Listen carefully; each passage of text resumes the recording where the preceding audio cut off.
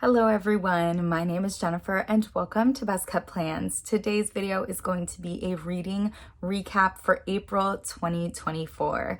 If you're interested in seeing what books I read last month, please stick around.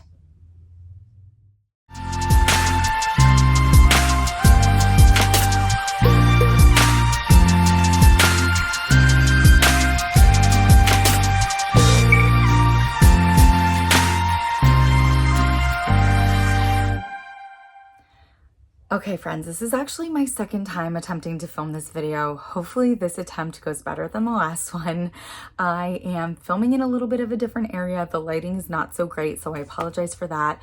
My bangs are super long. I'm getting them trimmed this afternoon. So if my hair is completely in my face, I apologize.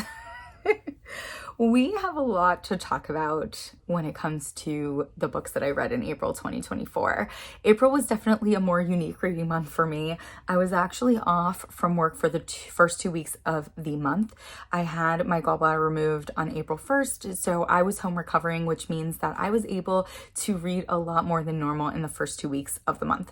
Because of that, I decided to undertake something that I had been wanting to do for a very long time, which was start the Throne of Glass series by Sarah J. Maas. I also, because of that, decided to film reading vlogs this month. I filmed one in January. I've been wanting to film another one again, but it's really hard to film while I'm working. So because I was going to be off for 2 weeks, I thought it would be a perfect opportunity to film a reading vlog again. The first 2 vlogs that I filmed in April are already up. It takes you through me reading the Throne of Glass series as well as a couple other books sprinkled in. I do have a 3rd vlog that will be coming out with me finishing off the Throne of Glass series. I don't know when that's going to be posting. I have not even attempted to start to edit that yet. And so if you've been watching those vlogs, you will get some spoilers in this video for my thoughts and my ratings on the last few books in the Throne of Glass series. I want to start out talking about the first book that I read in the month of April, which is The Rule Book by Sarah Adams. This book came out on April 2nd. I was so looking forward to this releasing. My best friend was actually sweet enough to pick this up for me since it came out the day after I had surgery and I wasn't going anywhere. I immediately started reading it. I read it in 2 days. I loved it. It's not my favorite Sarah Adams book, and it's not my favorite Sarah Adams characters, but I still really enjoyed it. I think what was lacking for me is that this is a second chance romance, and I felt like I wanted more about their initial relationship and how they had changed or were planning to approach this second chance differently than the first time around, and how they were anticipating that their growth as people would allow it to be successful when the first time around it wasn't. So I just needed more of that, and I didn't get that. And so I ended up rating this 4 out of 5 stars. This book is still adorable, sweet, funny, charming, all of those things that you expect from a Sarah Adams book, but again, just wasn't my favorite. I, before starting the rule book, did start the Throne of Glass series with Throne of Glass by Sarah J. Maas. I feel very fortunate. I never had any of the Throne of Glass series spoiled for me, but what I did know about the series before starting to read it is that a lot of people say that it takes a while to get into the series, that you have to get through the first few books before you start to really enjoy it. And I will say that I did not have that experience. I was immediately excited and intrigued and interested when I picked up Throne of Glass. I immediately liked our main character. I thought our side characters were interesting. I found the plot to be exciting. I just overall was really enjoying this the whole way through. I wasn't expecting a ton out of it. Me enjoying it as much as I did was a very pleasant surprise. I did find the ending of this book to be very chaotic and a little bit confusing. It wasn't so much so that I became disinterested in the series as a whole. So I ended up rating this 4 out of 5 stars. After reading Throne of Glass, I immediately wanted to go into Crown of Midnight by Sarah J. Maas. I was immediately intrigued and interested in this one. This book is separated into two parts. The majority of the books in the Throne of Glass series are. And it's funny because as I was making my way through part one of this book, I was really loving what was going on from a romance perspective, but I wasn't necessarily as excited about what was going on in terms of like the plot of the story or the action of the story. And then once we get to part two, the romance took a very unfortunate nosedive, which I was pretty devastated about, but what was happening in terms of the plot and what was going on with our other characters was so exciting, so much fun. I couldn't put it down, and I ended up really loving this book because of that. The ending of this one really just got me, and I ended up rating this 4.5 out of 5 stars. It made me desperate to continue on with the series. After reading 2 books in the Throne of Glass series, though, I decided it would be a good idea to take a little bit of a break and read something else. So I ended up picking up Past, Present, Future by Rachel Lynn Solomon. This is an arc. It is coming out on June 4th, 2024. I actually used this book as my Instagram challenge book for April 2024. It was recommended to me by Plan with M. I felt lucky that I got the arc, so I was able to read it early in the year.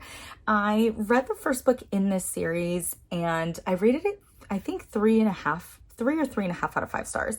I enjoyed it for what it was. It's a young adult romance. It was cute, it was fun, but it didn't have any lasting effect on me. I was really interested to see where this book was going to go, though, because our romance is happening between 2 high school graduates who are about to start college, and we know they're going to different schools. So how's that going to work? And I feel like Rachel Lynn Solomon really pulled out all of the stops in this one. She talks about trying to navigate a long distance relationship as a young person. She talks about the trials and tribulations of going through your first year of college. She dives deep into mental health and mental illness. She talks about the desire to meet new people and make new friends and how challenging that can be. I felt like so much of this was so relatable and really could hit home for people. And I felt like it was done so well. And I appreciated this book so much. I thoroughly enjoyed this. I would highly recommend this. I ended up giving it 4 out of 5 stars. After reading Past, Present, Future, I definitely wanted to dive back into the Throne of Glass series. And so I picked up The Assassin's Blade by Sarah J. Maas. Now, this book is a bit controversial in terms of where you read it in the order of the series. I took my reading order from the recommendation of Sarah J. Maas, but a lot of people feel like you should read this book as the first book in the series. And the reason they do feel that way is because this is actually a collection of short stories, and the short stories take place before the events of Throne of Glass. I liked this book. I definitely felt like it was a bit of a step down from Throne of Glass and Crown of Midnight. I found the last 2 short stories to be the most interesting, especially learning more about Selena's relationship with her assassin mentor. To me, I think that was probably the most interesting part of this book and of these short stories.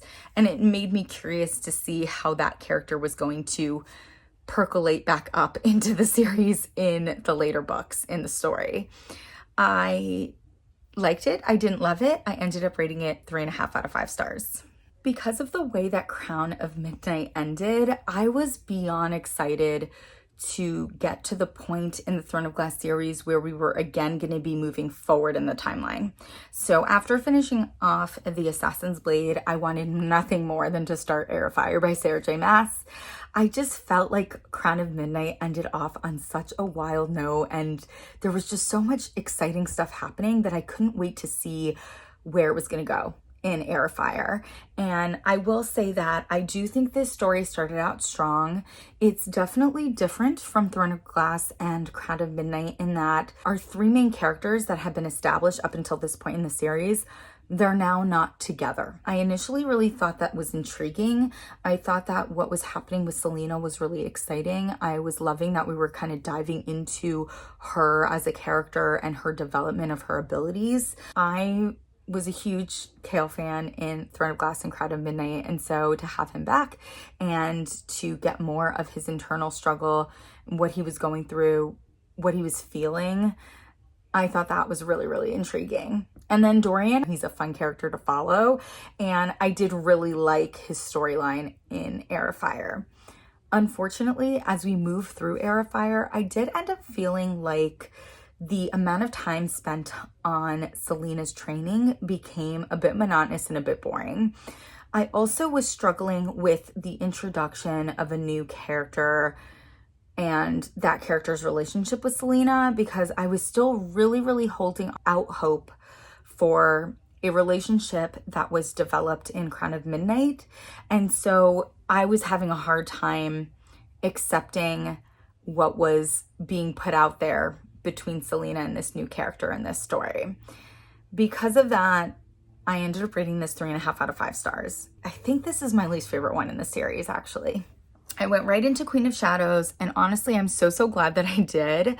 Queen of Shadows brings majority of our main characters back together again, and it's basically nonstop action and nonstop plot development, the entire story. It's super intriguing. What's going on is really interesting and exciting. We definitely learn a lot more about what the overarching kind of story is in the Throne of Glass series and how we're going to get to where we need to get to, in a sense. As we kind of continue on in the series from here on out, I started really liking the witchy storyline.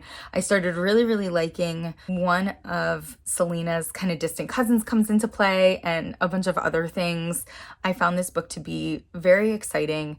I just really struggled with Chaol and Selena's relationship in this book. The way that they spoke to each other in this book, the way that they just weren't seeing each other's perspectives, I found it really hard to read and upsetting.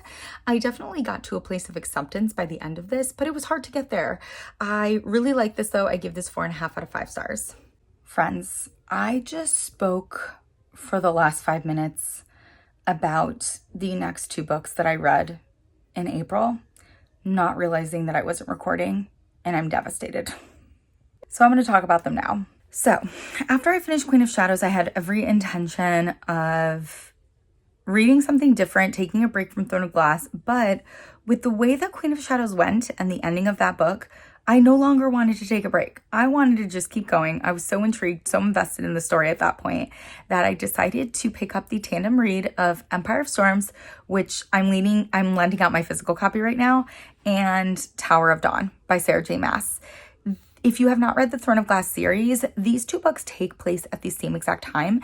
And so a lot of people recommend that you do a tandem read, meaning you read both books at once. You can easily find guides online that teach you how to go between the 2 books.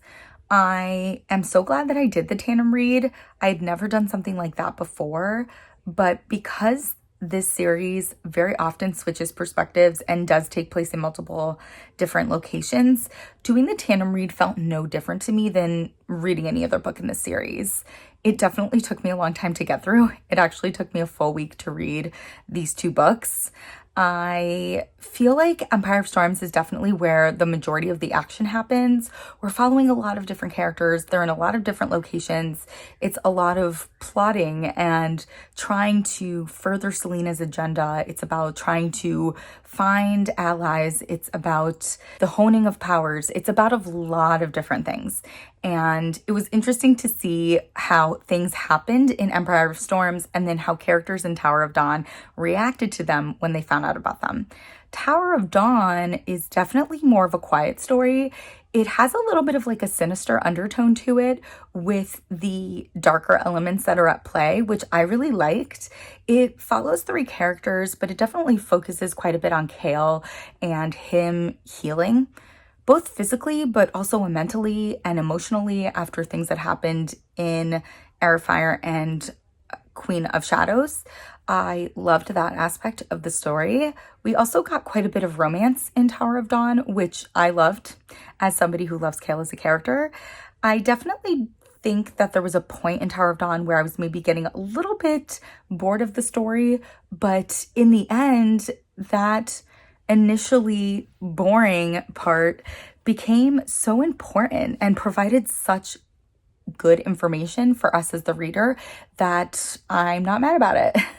I definitely don't think I could rate these two books separately because of the way that I read them. I feel like I have to give them the same rating, and I would rate them 4.5 out of 5 stars. I really, really liked both of these for sure.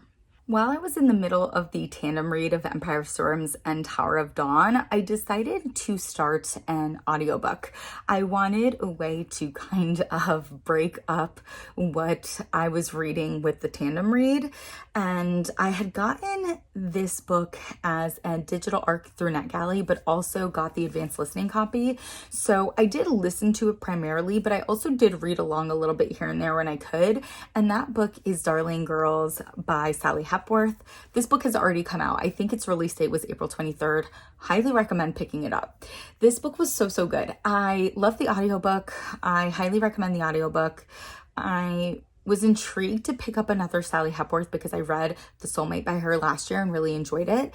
This one is definitely a very different story. It is a story about sisters, about found family.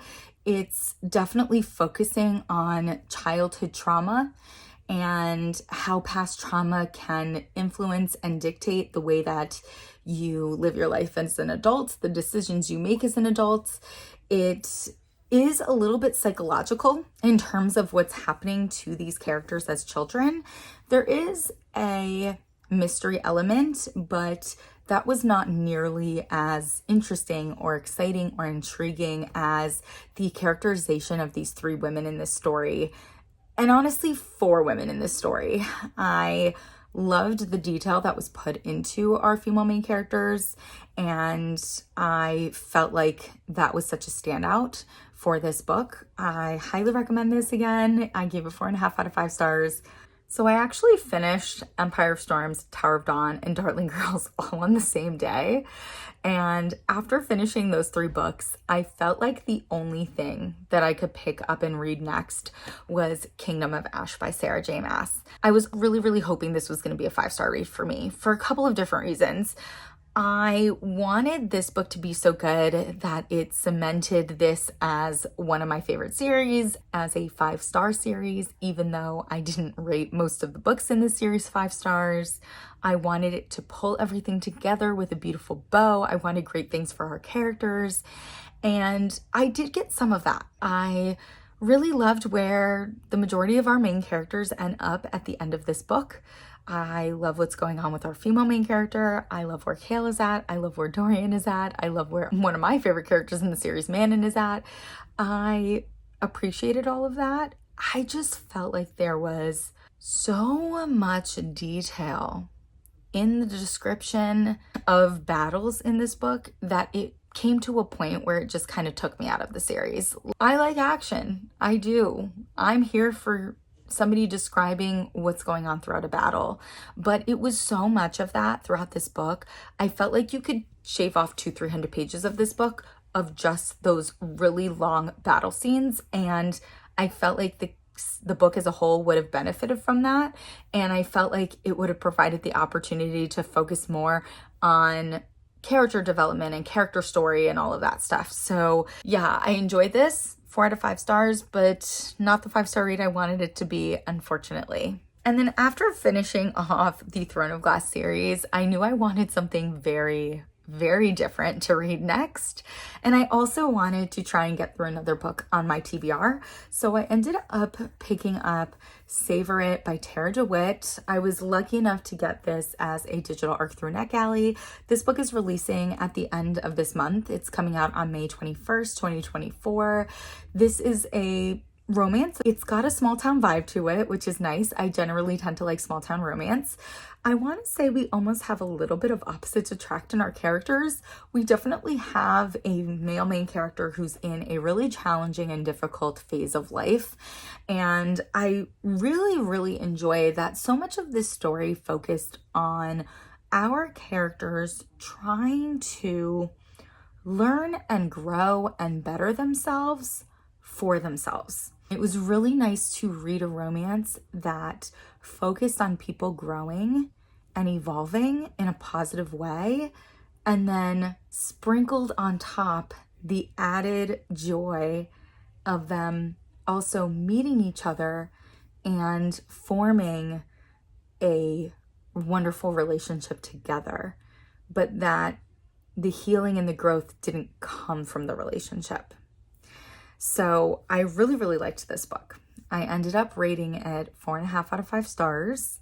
And it was definitely a great book to read after reading so much fantasy, and also a great book to finish off the month with.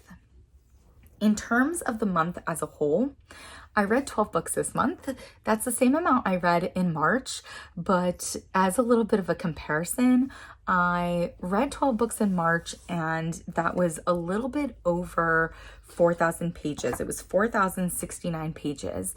And in the 12 books that I read in April, I actually read 6,378 pages.